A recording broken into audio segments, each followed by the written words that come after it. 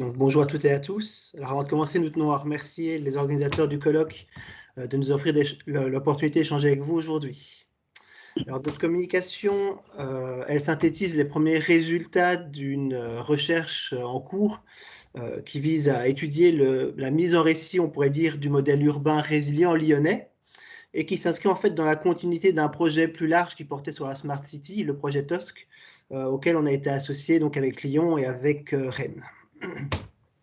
Alors, pourquoi est-ce qu'on s'intéresse particulièrement au cas du territoire métropolitain lyonnais? Tout simplement d'abord parce que ce territoire, il est vraiment au cœur d'un processus de métropolisation qui a été entrepris dans les années 60 et on pourrait dire de certaine manière qui a abouti en 2015 par la création de la métropole telle qu'on la connaît aujourd'hui. C'est un cas qui est vraiment unique en France, car la métropole, elle exerce à la fois des compétences d'un département et aussi celles qui étaient dévolues auparavant à ce qu'on appelle le Grand Lyon. Alors à ce sujet, elle semble souffrir d'un manque de visibilité et surtout de lisibilité aux yeux de ses habitants, si on reprend un peu le vocabulaire qu'utilise la direction de la communication externe que nous avons rencontrée.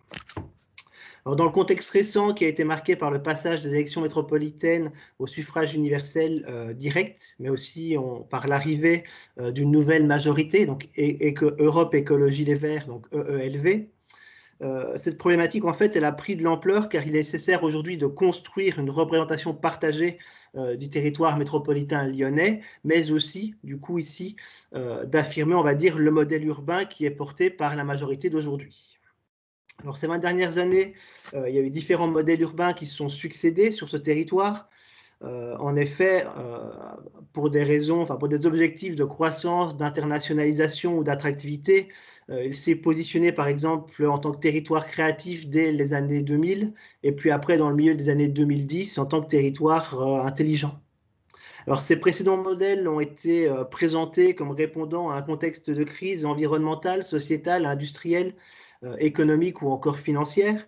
Et ils ont été partiellement ancrés dans ce qu'on pourrait appeler une rhétorique de l'innovation et déjà à l'époque du développement durable. Ils renvoyaient à des agencements, des projets, des actions, des pratiques déjà présentées à l'époque comme menant à une urbanité plus, pour reprendre leurs propres termes, désirable et soutenable.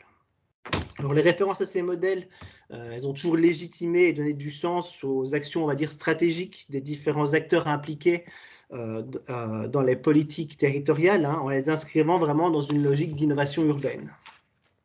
Alors, depuis l'arrivée de ce nouvel exécutif en juin 2020, on voit en fait que ces modèles urbains et créatifs précédents sont vraiment mis de côté. Le positionnement de la métropole issu du programme électoral de EELV renvoie désormais à ce qu'ils appellent leur modèle résilient et solidaire, qui est présenté du coup comme s'opposant à celui de Gérard Collomb, l'ancien maire PS et président de la métropole, qu'ils décrivent comme étant le projet d'une métropole toujours plus grosse, toujours plus forte, mais en fin de compte qui n'est pas soutenable. Alors, ce nouveau modèle urbain que les discours territorialisants cherchent à promouvoir et à justifier se distingue par un accent mis sur une métropole apaisée, viable, respirable, voire même plus solidaire. Alors, ici, dans le cadre de la communication d'aujourd'hui, nous étudions la mise en récit du modèle urbain promu par EELV afin de comprendre comment ce changement de modèle s'opère dans les discours de la presse institutionnelle territoriale et la manière dont il contribue à légitimer celui-ci. Nous partons de l'hypothèse selon laquelle ce changement de modèle se matérialise dans des discours et des récits qui permettent de rendre intelligibles les transitions et de faire le lien entre les territoires d'hier, actuels et à venir. Alors, notre étude est organisée en deux temps. Tout d'abord, on va réaliser une analyse de ce qu'on pourrait appeler le discours territorialisant au regard des travaux de Noyer et Raoul, diffusé par la MET depuis l'arrivée d'EELV au regard du modèle actuel. Nous focalisant donc sur le magazine métropolitain MET. Deuxièmement, on a aussi mené un ensemble d'entretiens semi-directifs avec différents acteurs qui sont impliqués dans ces politiques de développement et ou de communication du territoire métropolitain pour déceler, d'une certaine manière, les implications d'un tel changement de modèle par rapport à leurs propres objectifs et pratiques. Alors, après avoir présenté les principaux modèles, traits du modèle résilient tel qu'il est proposé aujourd'hui par EELV, nous montrerons comment il s'inscrit en fait à la fois dans la continuité, mais aussi dans de fortes ruptures par rapport à ces modèles précédents, et nous conclurons sur les différentes tensions qui sont suscitées par cette transition qui est actuellement en cours. Bonjour à tous, donc je prends le relais. Donc en début du mandat, les nouveaux élus d'Europe Écologie Les Verts ont décidé de grands investissements en votant un plan de 3,6 milliards d'euros pour la période de 2021 à 2026, ce qu'on appelle la programmation pluriannuelle d'investissement, ou PPI. C'était présenté comme voté en pleine crise sociale, économique et écologique. Et ce programme a été élaboré autour de 3 grands principes: la transition écologique, la solidarité et les partenariats. Les partenariats avec les 59 communes qui composent la métropole, donc les collectivités voisines, puis les habitants, les acteurs du privé et le monde de la recherche. Donc les discours institutionnels insistent sur le fait qu'il s'agit d'une réponse engagée pour faire face aux défis posés par le dérèglement climatique et par la crise sociale. 9 axes représentatifs que vous pouvez voir sur l'écran ont été dégagés, qui renvoient à des compétences de la métropole et qui traduisent aussi le programme électoral de la majorité. Donc, dans le discours de la presse institutionnelle, ces axes se déclinent en contenu qui relève de plusieurs thématiques. Parmi ces thématiques, les plus saillantes qu'on peut souligner et qui justifient la transition écologique et solidaire, c'est la thématique de la mobilité, avec la question des déplacements doux, en vélo principalement, et puis la question des transports en commun. À noter que le président de la métropole, Bruno Bernard, président écologiste, donc devient aussi le président du CITRAL. CITRAL, c'est le syndicat mixte des transports pour le Rhône et l'agglomération lyonnaise. Donc ça témoigne encore une fois d'une autre manière de la priorité accordée au transport et aux mobilités. Deuxième thématique saillante, s'il faut faire une hiérarchie, c'est la thématique de la qualité de l'air et son versant négatif, la question de la pollution. C'est vraiment une thématique, on voit une véritable cristallisation autour de cette question, car cette thématique permet de légitimer énormément d'agencements sur lesquels on va revenir. Et enfin, la troisième thématique parmi les plus importantes, c'est la thématique qui renvoie aux inégalités territoriales, avec la question comment on peut, dans les politiques de développement et sociales, comment on peut irriguer d'autres territoires pour réduire les inégalités, surtout entre le centre de la ville et la périphérie. Donc toutes ces thématiques participent à la mise en agenda des objectifs du mandat et délimitent le champ d'action de la métropole. Si elle était présente déjà dans les modèles urbains précédents et dans les mandats précédents, elles prennent ici une nouvelle place et ne sont plus seulement considérées comme des thématiques qui contribuent au bien-être urbain et à une urbanité plus désirable, mais ces thématiques deviennent vraiment des fins en soi et la seule solution possible pour sortir des différentes crises environnementales et sociales. Donc ces thématiques sont agencées dans les discours autour des 3 piliers principaux. Le pilier écologique, social et solidaire et démocratique. Si on le regarde attentivement, donc il s'agit d'une reprise et d'un réaménagement des thèmes du développement durable. En effet, comme nous le confient nos interviewés agents de la métropole, la question du développement durable est considérée aujourd'hui comme dépassée, car il a été utilisé et surutilisé depuis plus de 20 d'années par différents acteurs, y compris par des entreprises, dans leur stratégie du greenwashing. Et donc, ce concept est considéré comme étant fortement discrédité et il ne peut plus être considéré comme étant mobilisateur pour une politique publique volontariste en matière de transition écologique. Donc, le souhait des élus est désormais de dévancer des normes et des recommandations nationales ou européennes, et ceci à tous les niveaux. Donc, il faut s'approprier un nouveau concept, un nouveau modèle qui du coup permet la convocation du terme résilient. Donc, la reprise du modèle du développement durable s'opère par un remplacement, comme vous pouvez le voir, du pilier économique par le pilier démocratique. Or, c'est ce remplacement qui fait surtout l'objet des critiques de la part de l'opposition. Parce que d'une part, ce qui est reproché dans les tribunes de la presse institutionnelle que nous avons analysées, c'est l'absence de prise en compte des différentes parties prenantes constituant le tissu économique du territoire. Et puis d'autre part, ce qui est reproché, c'est en lien avec le pilier démocratique, car les prises de décision de la nouvelle majorité sont considérées comme arbitraires, prises à huis clos, sans consultation suffisante des collectivités territoriales et de la population. Donc nous allons revenir sur ces polémiques plus tard, mais d'abord on va décrypter les principaux traits de la mise en récit de ces trois piliers. Donc effectivement, le premier pilier, c'est le pilier écologique et c'est un peu logique aussi qu'il prend une place assez importante vu l'orientation et la coloration politique de la majorité. Cette mise en récit du pilier écologique s'appuie tout d'abord sur l'interprétation de la crise Covid. En effet, l'arrivée d'Europe Écologie Les Verts à la tête de la métropole correspond au premier de confinement, c'est juin 2020, et donc à la gestion de la suite de la crise sanitaire. Les discours collectés dans la presse cherchent à donner du sens à la pandémie, l'interprètent à la lumière d'une crise systémique qui révèle la vulnérabilité de nos sociétés, qui active tous les leviers du discours environnemental, avec le renvoi aux questions d'urgence, de l'équilibre des écosystèmes, de la préservation de la biodiversité. Et donc la référence à la crise est utilisée pour justifier les différents leviers d'action mis en place et valorisés dans la presse institutionnelle territoriale. Donc ces thématiques sont traitées dans notre corpus à travers surtout l'écologisation des modes de vie, avec une justification du bon geste. Donc la métropole interpelle ainsi les habitants citoyens car les oblige à repenser leur mode de vie et de mode de consommation. Donc elle établit alors une norme de comportement prescriptif avec une communication dissuasive, persuasive et en attribuant la responsabilité de la situation globale à chaque acteur y compris aux citoyens.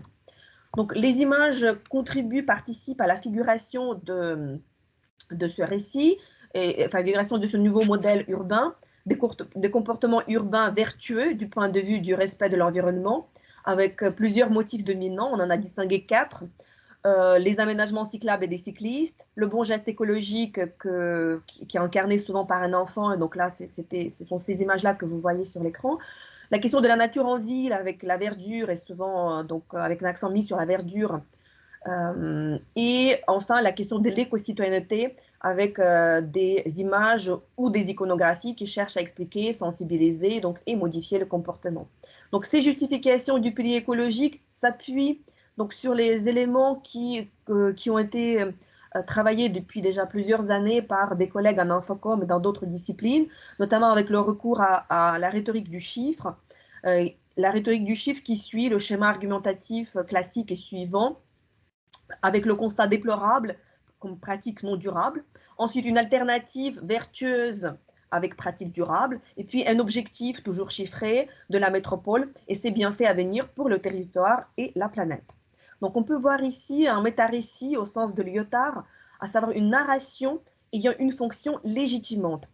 Donc, appliquée à la communication environnementale par Béatrice Jallanque-Vigoureux, le méta-récit consiste dans notre cas dans la mise en récit du modèle résilient avec une incitation à l'action qui concerne un héros anonyme habitant ou citoyen, luttant contre le grand péril, crise environnementale et sociale, pour établir le grand but, sauver l'espèce humaine de la destruction et aussi maintenir les conditions du vivre ensemble.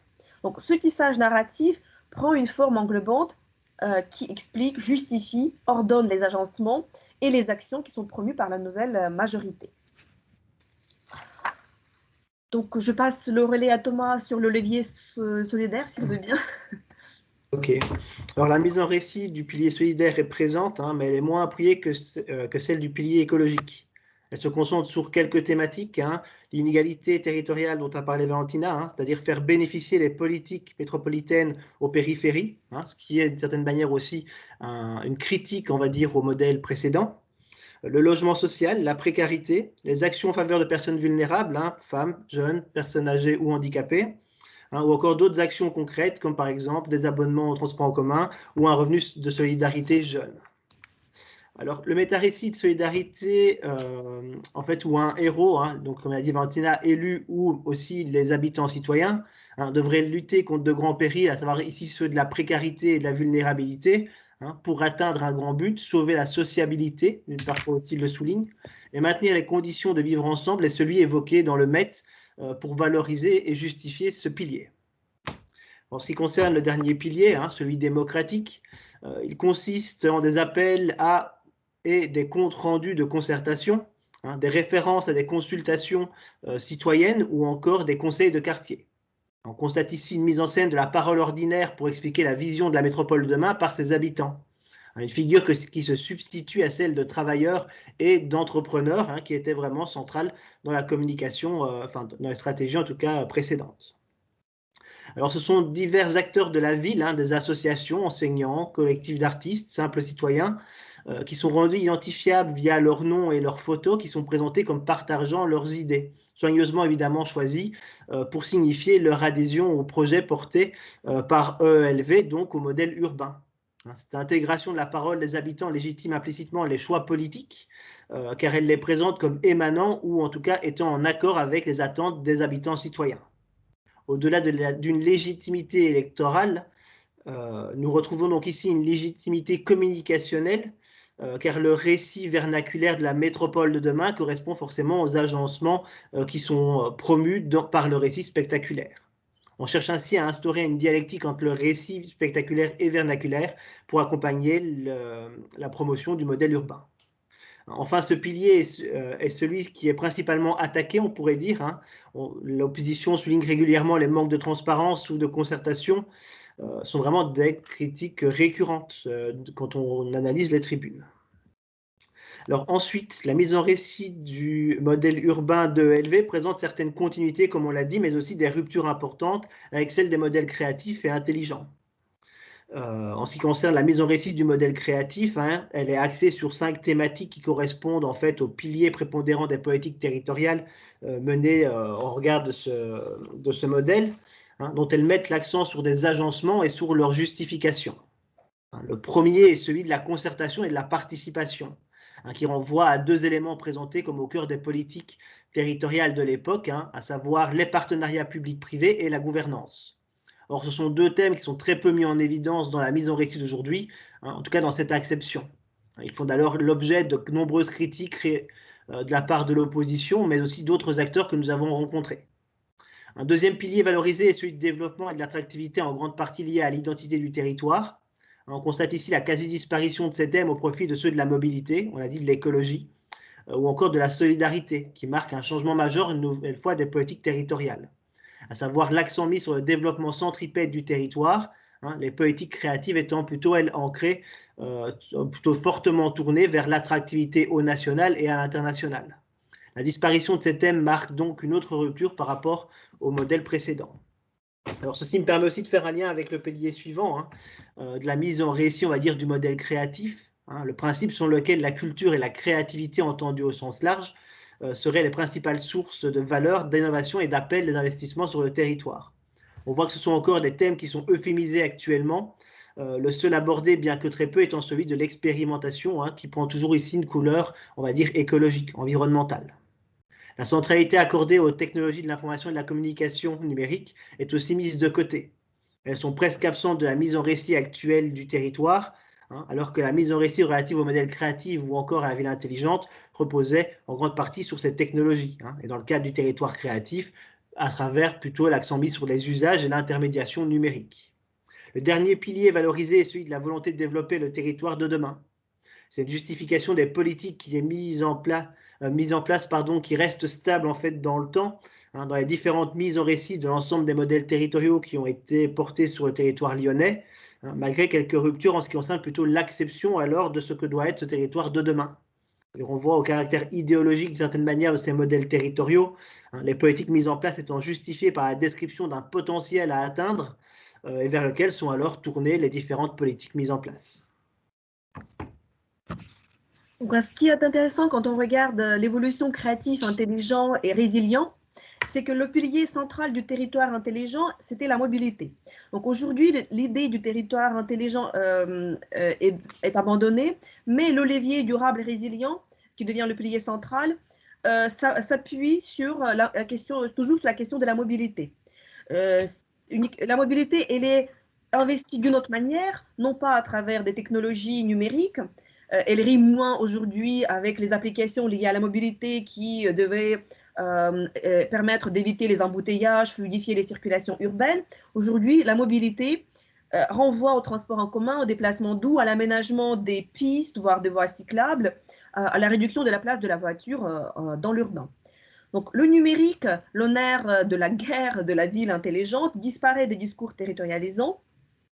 S'il est évoqué, il est évoqué surtout en mode danger par rapport à la question de cyberharcèlement, par exemple, ou par rapport sur le registre d'éthique et d'incapacitation, par exemple, pour accompagner la nécessité d'accompagner des publics fragiles dans l'accès à des services numériques. Donc, l'open data, une autre thématique phare, donc les données ouvertes, une autre thématique phare de la ville intelligente, ne fait plus l'objet des discours territorialisants, et même le portail open data de la métropole de Lyon se transforme en mettant en avant les données liées à l'environnement. Donc, la rhétorique de l'innovation qui passait dans la ville intelligente par la création de nouveaux services numériques est aujourd'hui remplacée par l'innovation écologique et sociale. L'industrie du futur, le terme de l'industrie du futur ne renvoie plus à la création de start-up et à l'implantation des entreprises du secteur numérique sur le territoire. Donc, on est aujourd'hui sur le registre de la relocalisation d'activités stratégiques plus sobres, moins polluantes pour l'environnement et avec une incitation d'installer les entreprises avec des technologies vertes ou encore avec la réorientation de la vallée de la chimie pour la concentrer autour de recherche et production dans le domaine de l'écologie. Donc, dans le nouveau modèle urbain, les partenariats publics-privés que Thomas a évoqués tout à l'heure, surtout avec les grandes entreprises, semblent délaissés.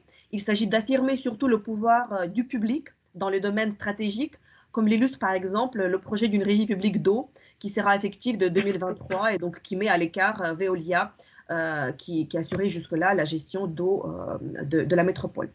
Donc d'une manière générale, ce modèle urbain actuel ne suit plus ni le rythme ni la temporalité propre au territoire intelligent, avec ses nombreux capteurs mesurant la ville, fournissant des services prédictifs en temps réel pour aller plus vite, plus rapidement. Donc aujourd'hui, la nouvelle urbanité promue cherche à renouer avec le rythme de la nature, que ce soit en termes de déplacement, à vélo ou à pied, donc ça veut dire prendre le temps, que ce soit en termes de consommation ou d'alimentation, donc cuisiner à partir des fruits et des légumes de saison.